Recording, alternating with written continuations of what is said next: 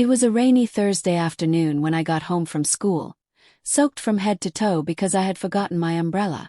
I threw my backpack onto the floor, kicked off my wet shoes and headed straight for my room.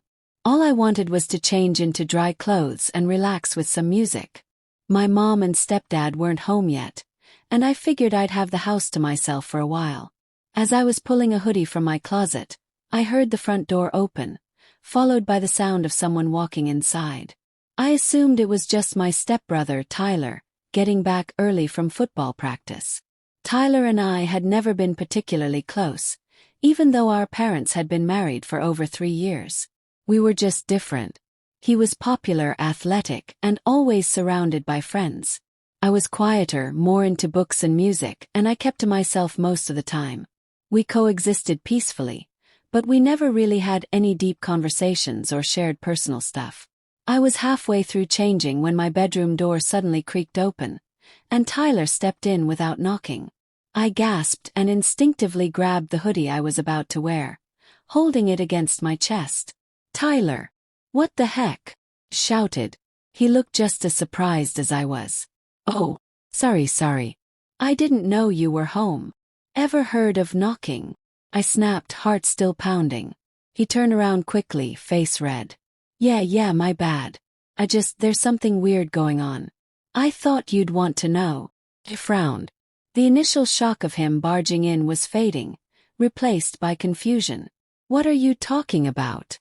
Tyler hesitated before slowly turning back around, keeping his eyes respectfully off me as I quickly pulled the hoodie over my head. Once I was dressed, I gave him a sharp look. "Okay, talk." He stepped farther into the room and closed the door behind him. That part immediately made me nervous. Tyler never closed doors when we talked. "I think someone's been sneaking into the house," he said in a low voice. I blinked. "What?" "Yeah. I came home just now and noticed the back door was unlocked. I know for a fact it was locked when we left this morning. And there were muddy footprints in the kitchen. Like really muddy. I almost slipped on one." I narrowed my eyes. "You sure it wasn't you? Maybe you forgot." "No way. I always lock the back door. Always. And these prints, they were big. Like boot prints. Way bigger than my shoes." I was still a bit skeptical, but his face looked genuinely serious. I stood up straighter. "So what do we do?" He ran a hand through his damp hair. "I don't know. I checked the basement, the living room, even the garage. No one's there now. But I think someone's been coming and going. Maybe watching the house." That thought sent chills down my spine. I walked over to my window and peeked through the blinds.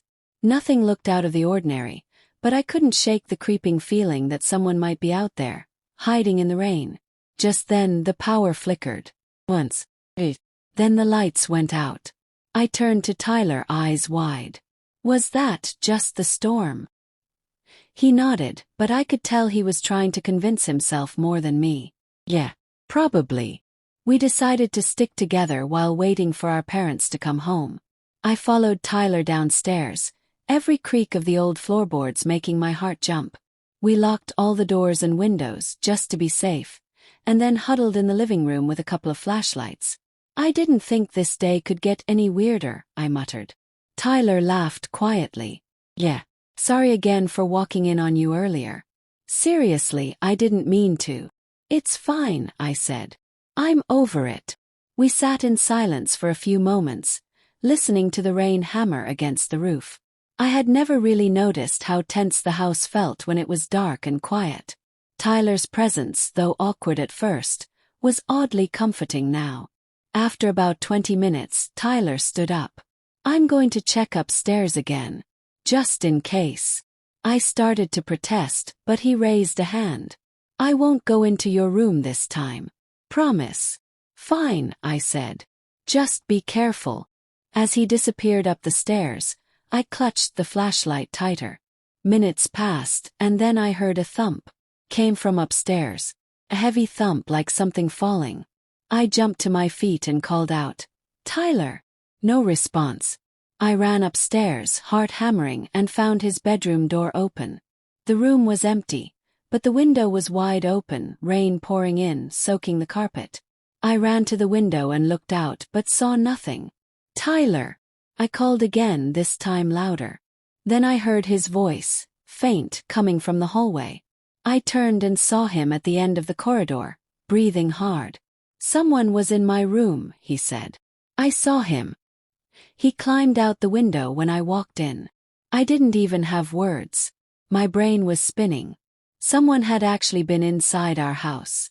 "Did you see his face?" I asked. "No," Tyler said. "But he was wearing a hoodie, black, and gloves." He didn't say a word. We spent the next hour calling the police, explaining everything, and waiting for them to arrive. When the officers got there, they checked the house thoroughly and found traces of muddy footprints, just like Tyler had described. They said it looked like the intruder had been watching the house for a few days and finally tried to come in during the storm, hoping no one would be home. After they left, our parents finally returned. The rest of the evening was a blur of explanations and reassurances. My mom hugged me so tightly I could barely breathe, and even Tyler's dad looked shaken. Later that night, when I finally lay down in bed, I couldn't stop thinking about how everything had unfolded. My stepbrother walking into my room had seemed like a harmless, awkward moment, but it had led to discovering something much more terrifying. If he hadn't noticed the back door or the footprints, who knows what might have happened. From that day forward, everything changed between Tyler and me. We started talking more, looking out for each other. The weird distance that had always been there melted away.